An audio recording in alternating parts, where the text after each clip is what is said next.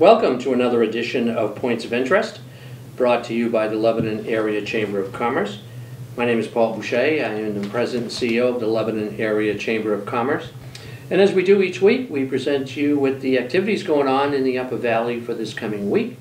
And we have a special guest on a particular topic. And this week being no different, we have Bob McCarthy, who is on the Lebanon School Board, and he chairs the Real Estate Committee for the Lebanon School Board.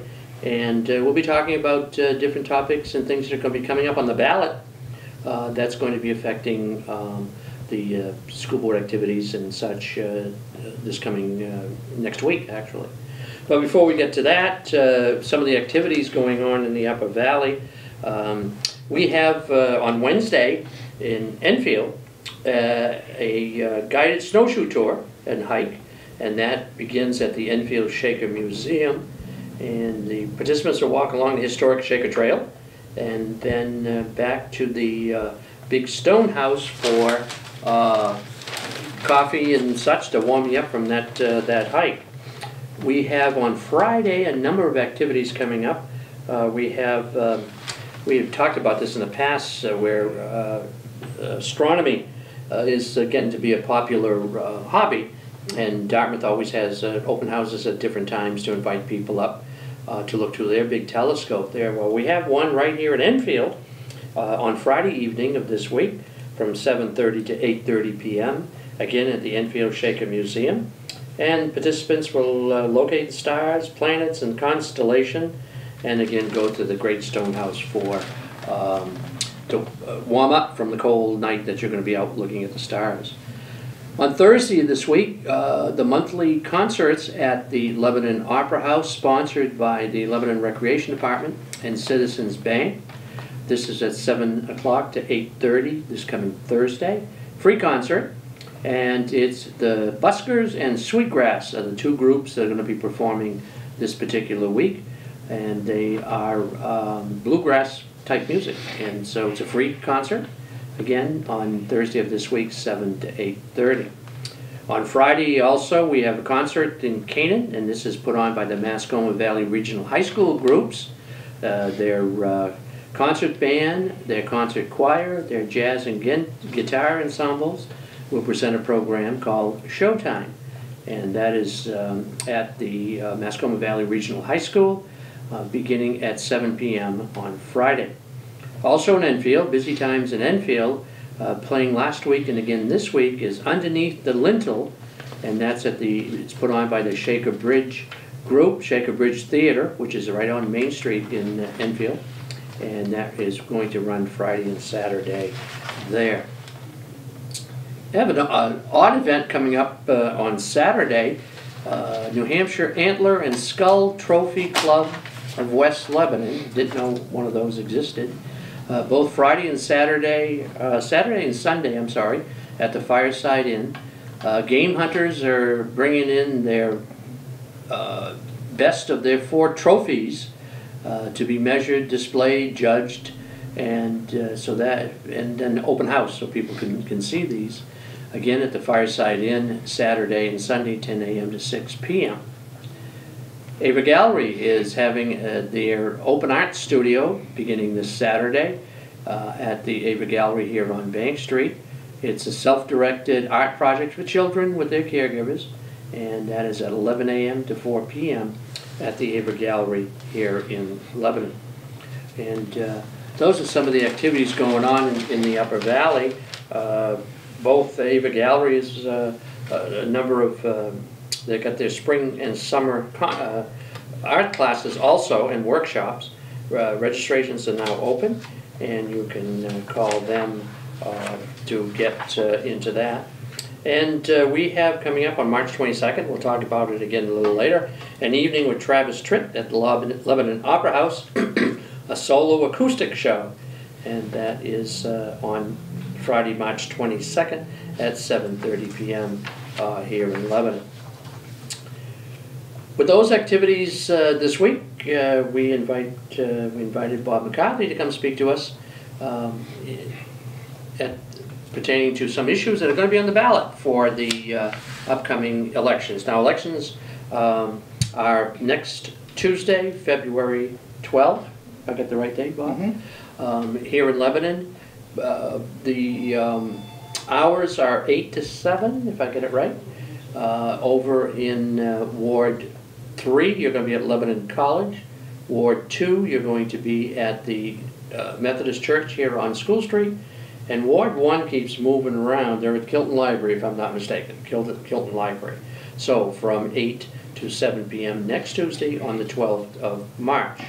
So Bob, welcome to the program. Thank you for having me on the program. And thank you for serving on the school board. It's a very time-consuming group. And a little bit about your background, where you're from, and. Well, I'm originally from White River. I've lived in Lebanon since 1982. I work for a corporation called W.S. Silverstein, who owns 3 building companies, 2 post and beam, and a log home company. I've been with that company for 30 years, vice president of sales for them.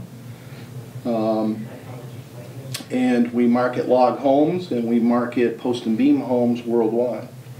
So you come from an experienced background to be on the real estate committee. Well, real estate is not my forte. But the buildings are. What people don't realize when you're on the Lebanon School Board, you're roughly on 4 to 6 committees. We have about a dozen committees that you're on, and that's just one committee that I happen to be on.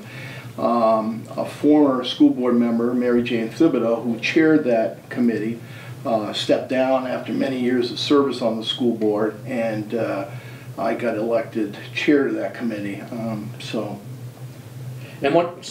in that capacity, we have an issue that's going to be on the ballot this, as I mentioned, on the 12th, which has to do with the Lebanon Junior High. And if you can tell us a little background of that. Well, back 5 years ago, when they started to decide to build a new middle school and do some consolidation, it was told to the public as part of the sale, and to get the public to go along with this new middle school, that we would either refurbish or sell properties that we were no longer going to use because of the drain on our budget. So with that being said, we have sold the school on School Street to Mr. Davidson, and that is being used for, it's being rented to three different schools that are there now. We have a contract with Mr. Decato on the SAU building. That's under contract to be sold. And we are under contract with Mr. Davidson again on the Lebanon Junior High School, the old Lebanon Junior High School on Bank Street. Now, a year ago, it was put forth to tear that building down and eventually use it for an elementary school. The problem with that, there's 3 problems with that. One problem is the lot isn't big enough. The lot is only 7.42 acres, and if you had a 500 person elementary school, you'd need at least 10 acres. So that's by state correct. Mandate. That's state mandate. Now, with that being said, you could get a waiver to maybe change that. And so people have asked that question, and it's a very good question. Another big question that's come up to me and many board members is, has the city offered you 3 pieces of property? Those 3 pieces of property would be Spencer Street, Sousa Court, and the Bagley property, which are on the other side of the rail trail. Now, there has been discussion, and we have been offered Spencer Street and Sousa Court. The problem with those properties is Spencer Street is contaminated. You got to clean that mess up, and the school board didn't want to take on that. And Sousa Court every year is just about flooded down there, so we didn't want that piece of property. There's also talk down the road that there's going to be a speed train coming up to the Upper Valley, and I don't think we want an elementary school near separating the two pieces of land. Yeah, exactly, because you got to get over it, and you're going to have children down there. No, I know it comes out of the taxpayers' say it all comes out of one pocket, one tax bill. But the building is owned by the school board. Correct. And the other land is owned by the city. Correct. And so those are two separate entities. Correct. Okay. Okay.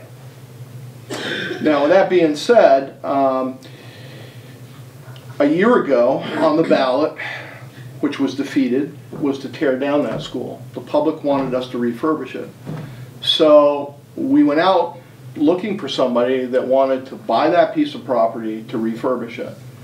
And along came Mike Davidson. Now, I don't know Mike Davidson that well. The first time I met him was at a real estate committee meeting. He was brought in by our realtor, Star Johnson, who was listing the property. And here's a guy that's been in the Upper Valley for going between 27 and 30 years. He buys properties and he refurbishes them. He doesn't tear them down and rebuild, he refurbishes them. So we thought this was an ideal mix. Right now we're spending $400 a day to heat a building that nobody's using. It's costing us $100,000 a year to just sit there that nobody's using. It's like throwing $100,000 out the window. The school board, trying to be fiscally responsible, is looking to turn this over and put it back onto the tax revenue and put that $100,000 that we're throwing away into you know, educational programming. So that's some of the reasoning behind trying to sell this property. Another good question that's come up is what happens to the fields down there? Well, obviously Mr. Davidson owns those fields and he can do whatever he wants with those fields. They're not secured for city use. Although he has made a statement, and that was at our deliberative session, as to what all his intentions were going to be for that property, and he was going to let the city and people use those fields. Now, not to say he couldn't turn that over tomorrow or a week from tomorrow or a year from tomorrow. I mean, he could do that.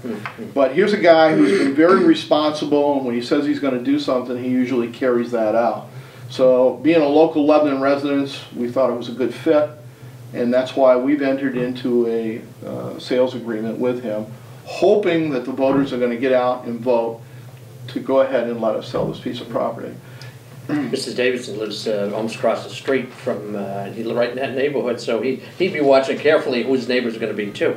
But one interesting thing, and I was surprised to see this, that once it's put on a tax roll, it could generate $79,000 in real estate taxes to the city of Lebanon. Absolutely. Which is a tremendous amount, versus the $100,000 that you're spending to keep it open. Well, you got a double whammy here. I mean, you got $100,000 that we can put back into the education of the kids, and you're going to get tax revenue back.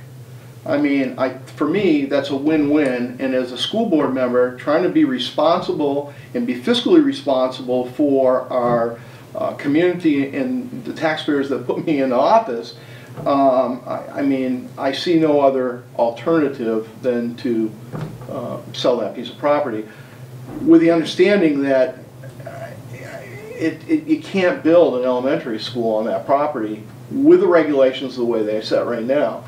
The other thing you got to remember is we got a big chunk of change from the state of New Hampshire in funding the new middle school. You're probably not going to see any money with the fiscal problems that we've had to date in our state for 10 to 15 years down the road to build another new school. That could be $1 million, $1.5 million that we're throwing out the window because we're sitting on a piece of property that you don't want to tear down, and it costs more to insure an empty building than it does to have somebody in the building.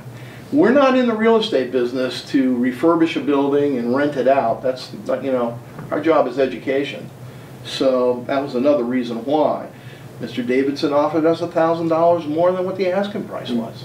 So, you know, we just felt that being fiscally responsible and trying to get the most bang for the taxpayers' dollars, this was the way to go, and that's why the board unanimously voted to sell this to him. But you, as a board, could not make the final decision. It has to go in front of the taxpayers. Everything has to go in front of the taxpayers. Okay. Big difference between us and city council. Oh.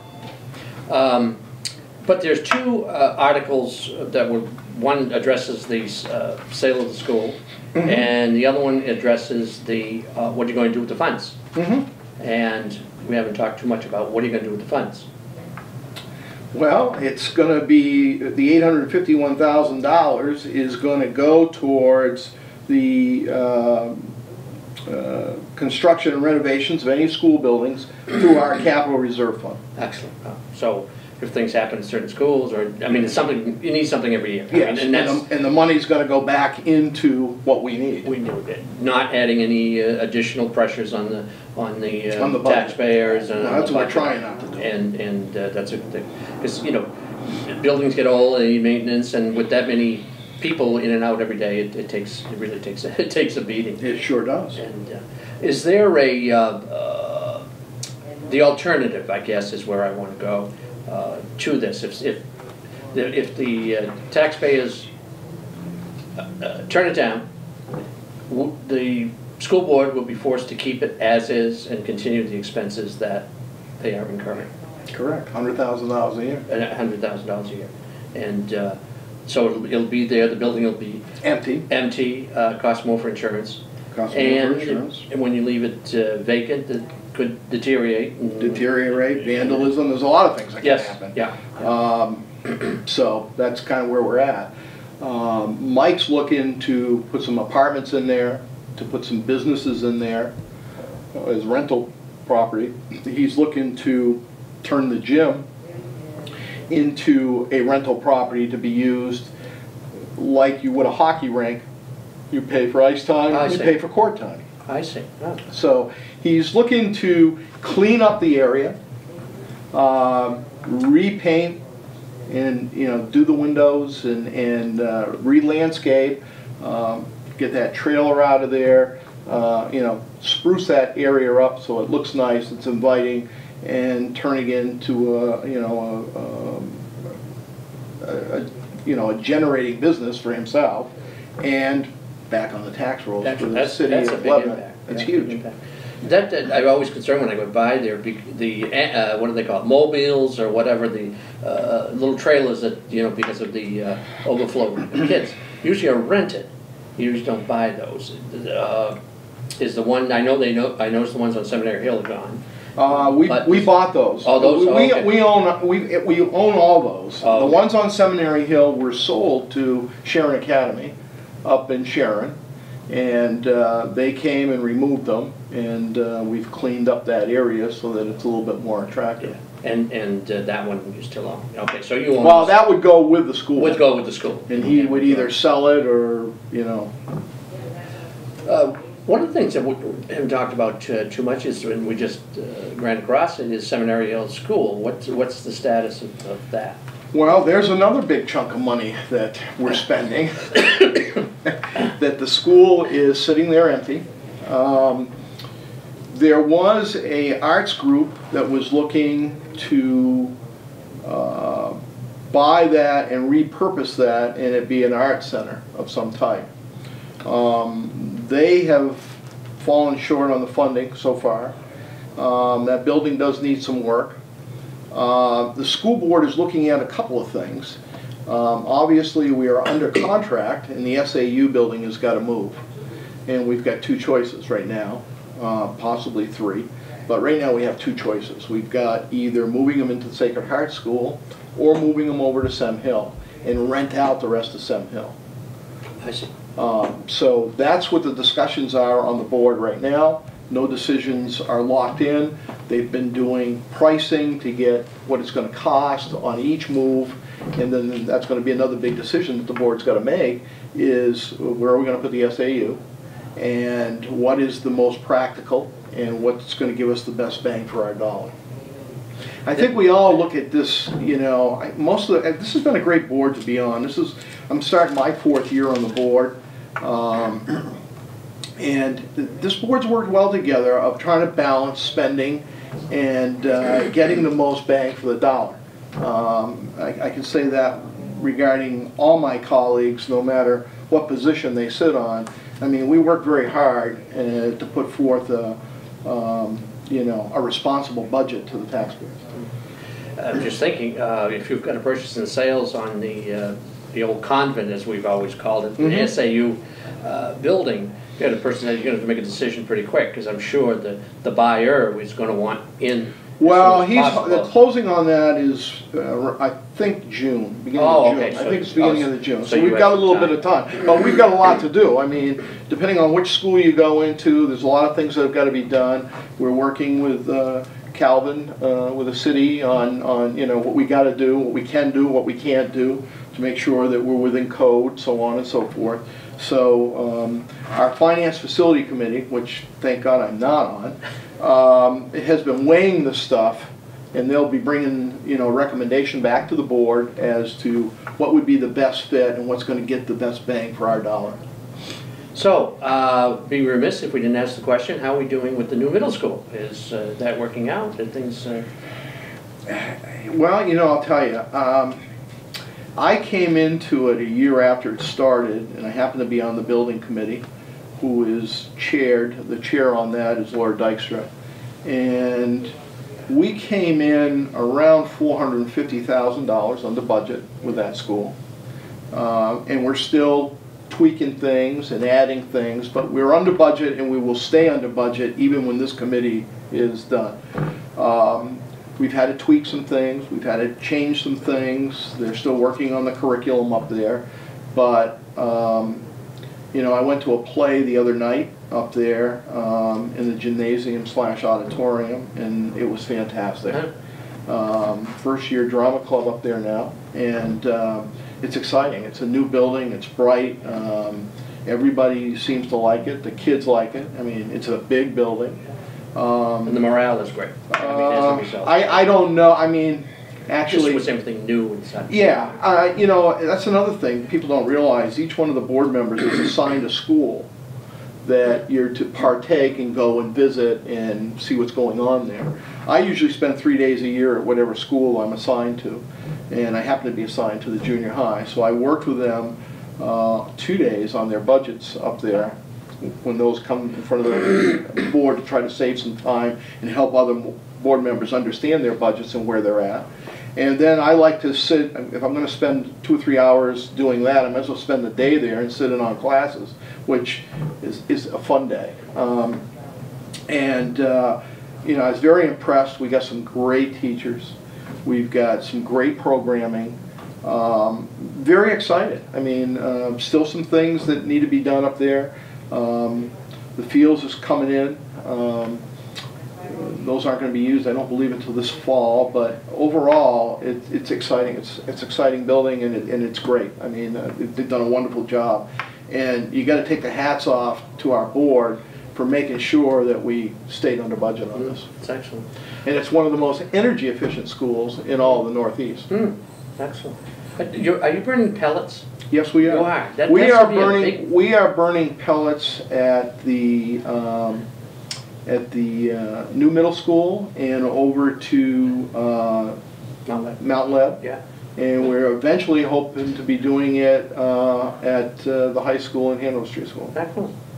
Which cuts our heating costs in half. Wow, that inexpensive. So all of a sudden, one or 2 years, close 3 schools, build a new school. You're going to rest for a while, or are the big things to come? Well, I'll tell you what's an eye-opening experience. I got on the school board to give something back to my community, and I didn't realize that it isn't a 3 or 4 hour meeting every other week. You're on at least 4 or 5 committees, and it's several meetings, every week, and it's a ton of time. So there's always things to do, and that never stops.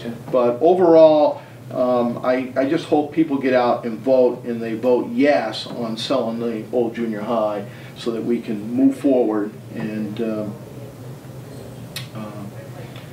take that money and put it towards the children in programming. program.